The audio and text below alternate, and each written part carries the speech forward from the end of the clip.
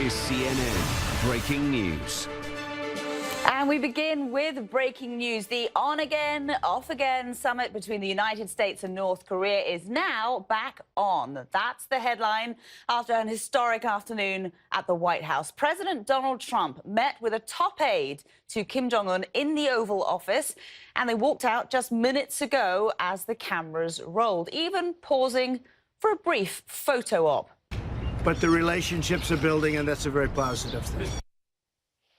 Well, let's get right to the White House reporter, Jeremy Diamond, for more on this. Jeremy, what everyone wants to know, what was in that letter? We don't know, and apparently neither does the president at this point. The president at the very end of his remarks there saying that he actually had not yet opened the letter from Kim Jong-un. Yeah, and also, of course, all the cameras are outside. This is a made-for-TV moment, which President Trump, as we know, is very, very much in favor of. Jeremy, do you think this is a PR coup for both sides, though? I mean, we've seen the president throughout his administration meet and greet visiting dignitaries. Never, though, have we seen him walk someone out to their car and pretty much strap him back into the seat. Yeah, no, it's quite stunning. And again, I think that there's going to be a lot of analysis by people far smarter than me on the North Korea issue determining who this is a win for. But I think we will determine that over the coming weeks and see where this actually goes. I want to pick up on what Jeremy was just talking about there about maximum pressure. Donald Trump in the past has talked about still imposing maximum pressure on North Korea. Now he says he doesn't want to use that term anymore. What does that mean to you?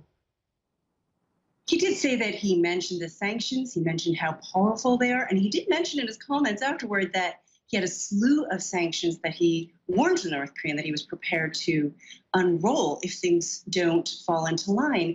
What do you make of the length of this meeting as well? I mean, beforehand, we didn't know how this was all going to play out. We didn't know whether he was just going to, hand over, this North Korean diplomat was going to hand over a letter and then just walk out again. But they were talking there for some 2 hours, and yet it seems we don't know, and certainly, well, perhaps the president doesn't even know what the contents were of that letter from Kim Jong-un. He says he didn't open the letter, but I suspect he knows what the content is. Jean Lee, we so appreciate your expertise on this topic. Thanks so much for joining us on the programme. And for our viewers watching across the world right now, stay with us because we will, of course, be staying across this story as things develop. This has just been happening in the last couple of minutes. And so we'll come back to the story about US, North Korea and new relations throughout the course of the next hour. But for now, let's turn to Europe, where it seems seismic political changes are happening almost by the hour. Two of the continent's biggest countries have seen sweeping changes to their government just today. Well, for more on all of this, let's speak to Joseph Yun, the former U.S. Special Representative for North Korean policy. He joins us from Washington. Great to see you. So Donald Trump says of this letter, it was a very nice letter. It was a very interesting letter. Do you think that they could have had that 2-hour conversation without the president having read that letter? I tend to doubt it. I'm sure he has read it. He's just not yet prepared to share the contents of the letter yet. And what compromises, if we assume there have been compromises, what are they that will have been reached on both sides of this in order to get this June 12th summit on the go again? Hannah, I think we have seen some, historic development, I would say, over the last few months.